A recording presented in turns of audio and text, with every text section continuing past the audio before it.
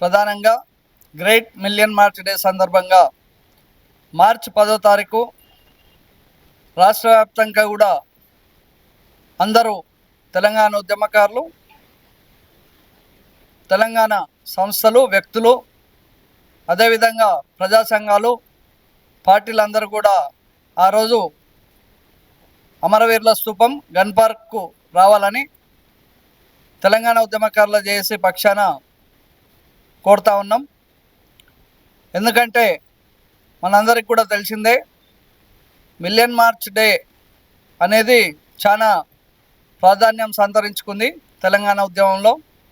కాబట్టి ఆ రోజు ట్యాంక్ బండ్ మీద నెక్లెస్ రోడ్ వరకు కూడా బ్రహ్మాండమైన మార్చ్ నిర్వహించడం, ఎన్నో ఒడిదుడుకులకు, అదేవిధంగా లాఠీ చార్జీలకు, అదేవిధంగా పోలీసులు ఎంత నియంత్రించినా ట్యాంక్ బండ్ మీదకి అందరం కూడా వివిధ రూపాల్లో చేరుకోవడం, అదేవిధంగా అక్కడ ట్యాంక్ బండ్ మీద ఉన్న విగ్రహాలను కూడా తాళ్లతో కట్టి ఎట్లా వీలైతే అట్లా వీటిని కూలగొట్టి ట్యాంక్ బండ్లో కూడా పడేయడం జరిగింది.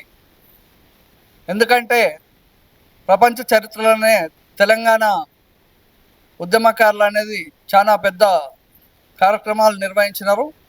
కాబట్టి ఆ దిశగానే తెలంగాణ సాధించుకున్నాం. 68, 69 నుంచి మొదలైన ఉద్యమం తొలి దశ. మలి దశ ఉద్యమంలో 1200 పైచిలకు విద్యార్థులే కానీ, యువకులే కానీ తెలంగాణ కోసం ప్రాణత్యాగాలు చేయడం అనేది జరగడం బాధాకరమైన విషయం. అయినా చలించకుండా వాళ్ళ కుటుంబాలను కూడా ఆ రోజు కూడా ఏదైతే త్యాగం చేసినారో ఇవాళకి కొనియాడతారు. తెలంగాణ ఉన్నంత వరకు, రాష్ట్రం ఉన్నంత వరకు చరిత్రలో వాళ్ళందరూ నిలిచిపోతారు.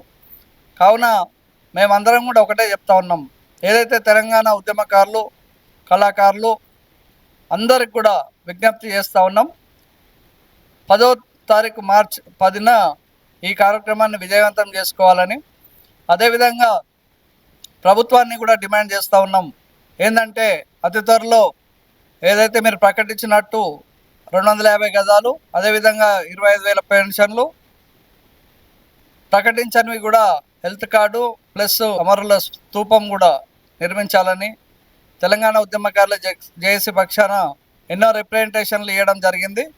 అదేవిధంగా మిమ్మల్ని కలవడం కూడా జరిగింది, మంత్రులను కూడా కలవడం, వారు కూడా సీఎంకు చెప్పడం, అదేవిధంగా ఏదైతే కాంగ్రెస్ కమిటీ ఉన్నదో వారు కూడా తీర్మానం చేస్తామని చెప్పినారు. అతి త్వరలో కమిటీ వేసి తెలంగాణ ఉద్యమకారులకు 250 గజాలు పెన్షన్లు ఇస్తామన్నారు. కాబట్టి ఖచ్చితంగా ఇమీడియట్గా అది చేయాలని చెప్తున్నాం. అదేవిధంగా జైళ్ళు, బెయిళ్ళు, బైండ్ ఓవర్ కేసులే కాకుండా మిగతా క్రియాశీలకంగా పాల్పంచుకున్న ఉద్యమకారులందరికీ కూడా, ఆఖరి వ్యక్తికి కూడా ఈ స్కీమ్ అనేది అందుబాటులోకి తేవాలనే దాంట్లో మేమందరం కూడా కోరుకుంటాం.